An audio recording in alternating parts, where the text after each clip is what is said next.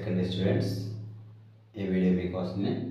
మీకు సెకండ్ ఇయర్లో సెకండ్ లెసన్కి సంబంధించినటువంటి సందర్భాలు అనేవి ఇవ్వటం అనేది జరుగుతుందన్నమాట. మరి ఈ సెకండ్ లెసన్ వచ్చేసరికి మనకి విక్రమస్య ఔదార్యం అనేటువంటి లెసన్లోంచి ఈ యొక్క వాక్యాలు ఏదో ఒకటి మీకు ఫైనల్ ఎగ్జామ్లో ఇస్తారు.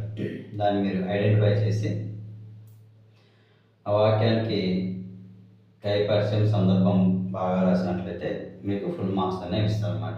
అయితే ఈ వాక్యాలు మరి ఎలా పలకాలి, వాటి యొక్క మీనింగ్ ఏంటి అనేటువంటిది ఈరోజు టాపిక్లో మీకు వివరిస్తాను. జాగ్రత్తగా వినండి. దీనిలో మనకి ఆలో ఇస్తారన్నమాట, గుర్తుపెట్టుకోండి. క్వశ్చన్ నెంబర్ 6లో ఆలో వస్తుంది. సత్పురుషేణ కులం నృపేణ వసుధ లోకత్రయం బానునా. సత్పురుషేణ కులం నృపేణ వసుధ లోకత్రయం బానునా. సత్పురుషుని చేత కులము, రాజు చేత భూమి, సూర్యుని చేత 3 లోకములు ప్రకాశించబడతాయి అనేటువంటి అర్థంలో ఈ యొక్క వాక్యాన్ని ఇచ్చారన్నమాట. ఒకవేళ ఈ వాక్యం ఇస్తే మనం కవి పరిచయం ఇలా రాయాలి. కవి పరిచయ. ఇదం వాక్యం విక్రమస్య ఔదార్యం ఇది పాఠాత్ స్వీకృతం. కవి శివదాసః, గ్రంథః విక్రమార్క చరితం అని రాయాలి. ఇదం వాక్యం, ఈ వాక్యము విక్రమస్య ఔదార్యము ఇది అనే పాఠము నుండి స్వీకరించబడినది. కవి శివదాసుడు, గ్రంథము విక్రమార్క చరితం. సందర్భం వచ్చేసరికి బ్రాహ్మణం ప్రతి ఏవం అవుతుంది. ఇక్కడ బ్రాహ్మణం ప్రతి ఏవం అవుతుంది. బ్రాహ్మణురాలు ఆ బ్రాహ్మణునితో ఈ విధముగా అన్నది. భావం వచ్చేసరికి కొంచెం మార్చని చూడండి. ఇక్కడ వంశం సత్పురుషేణ, వంశం అనేది సత్పురుషుని చేత, వసుధ నృపేణ భూమి రాజు చేత, లోకత్రయం లేదా త్రయః లోకానం అనవచ్చు 3 లోకములు సూర్యుని చేత విరాజతే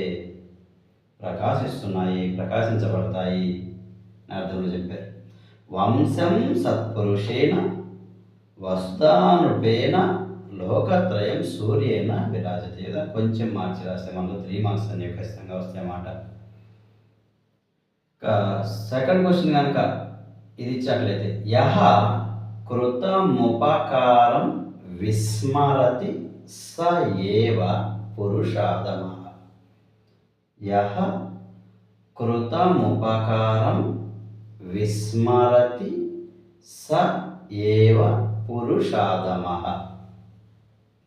ఎవరైతే చేసిన మేలుని మరుస్తారో అతడే అధమ పురుషుడు అనే అర్థంలో ఈ యొక్క సందర్భ వాక్యాన్ని ఇచ్చారు. దీనికి కవిపరిచయం అనేది సేమ్గా ఉంటుంది, కానీ సందర్భం మారుతుందన్నమాట. సందర్భం వచ్చేసరికి విక్రమార్క మహారాజు